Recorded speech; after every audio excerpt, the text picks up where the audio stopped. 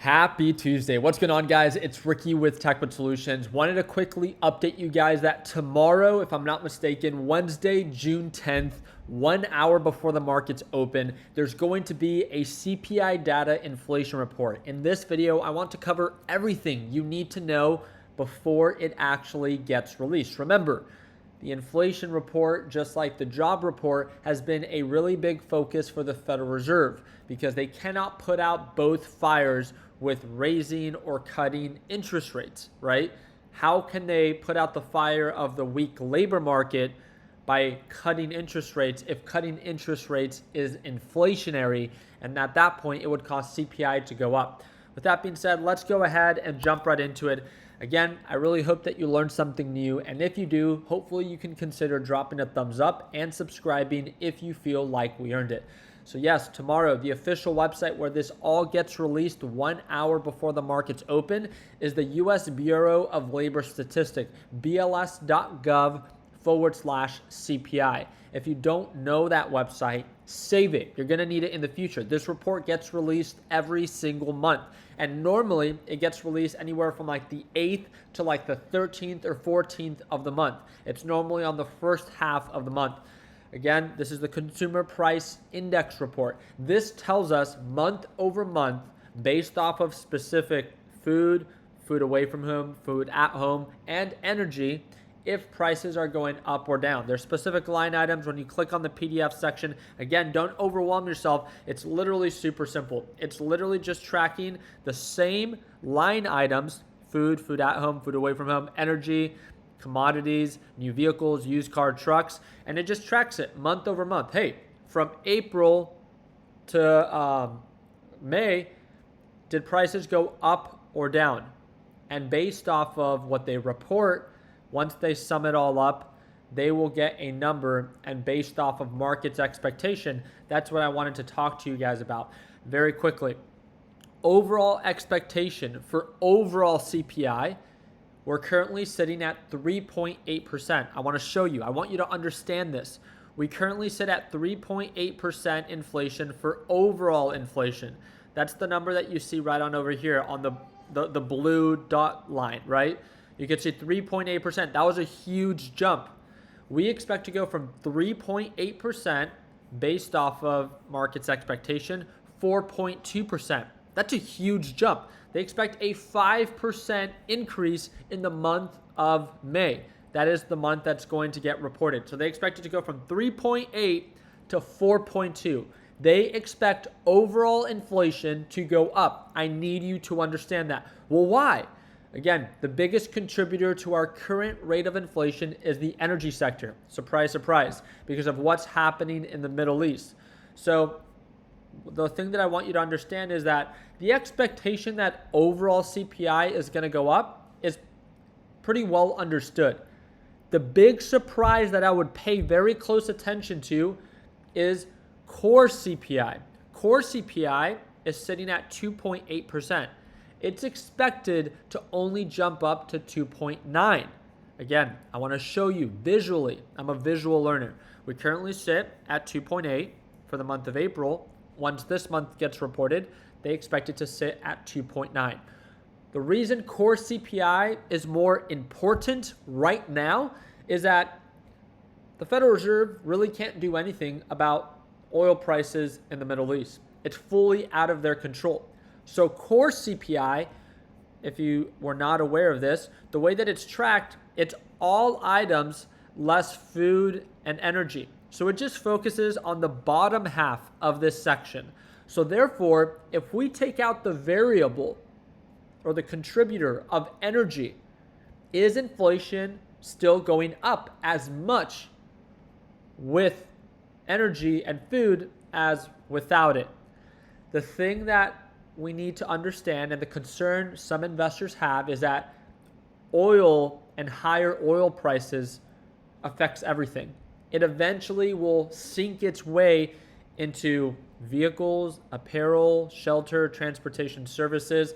It gets factored into everything because it causes all prices to go up. So eventually, it is expected to affect even core CPI, even though that doesn't directly include the line item of energy.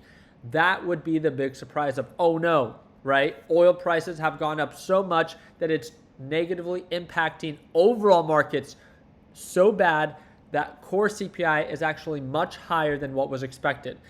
That is what I believe would shock the market. If overall inflation comes in higher than what was expected, kind of factored in. I don't really think the markets are so bullish right now, even with the recent retracement. If you really pay attention to it, overall markets are still so strong, right? With strong higher highs and higher lows. They're always looking for any and every reason to recover. Like even look at today, we had a sharp sell-off due to numerous attacks.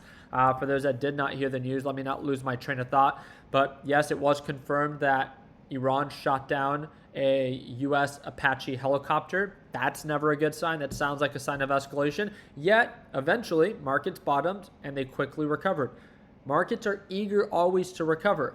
With that being said, will they recover knowing the idea that, hey, we're only expecting a slight increase for core CPI? If it comes in way higher than what was expected at 3%, 3.1, 3.2, that would cause some fear in the market and probably cause the market to sell off. So very simple. Let me summarize this. If you want the markets to go up tomorrow, you want core inflation to come in 2.9% or lower. If you want markets to go down tomorrow, you want 2.9% or higher, much higher. That would show that overall inflation has now seeked its way into core inflation, all items less food and energy. Obviously, overall inflation still matters. It's pretty much assumed that yes, it will have a negative implication to the overall market. That's already, I would say, assumed. Now, the thing that I want to pay very close attention to is how this will affect the rate decision in just 1 week from now. Next week is the Fed FOMC rate decision. This is where the Federal Reserve decides if they're going to be raising or cutting interest rates. Right now, there's a 96% probability that the Federal Reserve is going to pause, not cut rates. But if it comes in way higher than what was expected, can the Federal Reserve now begin to entertain raising interest rates? That would be the shocker. Again, I'm talking about both sides, right? Bull case and bear case based off of what is to be reported. No one can predict the future. We're all here to watch the market react.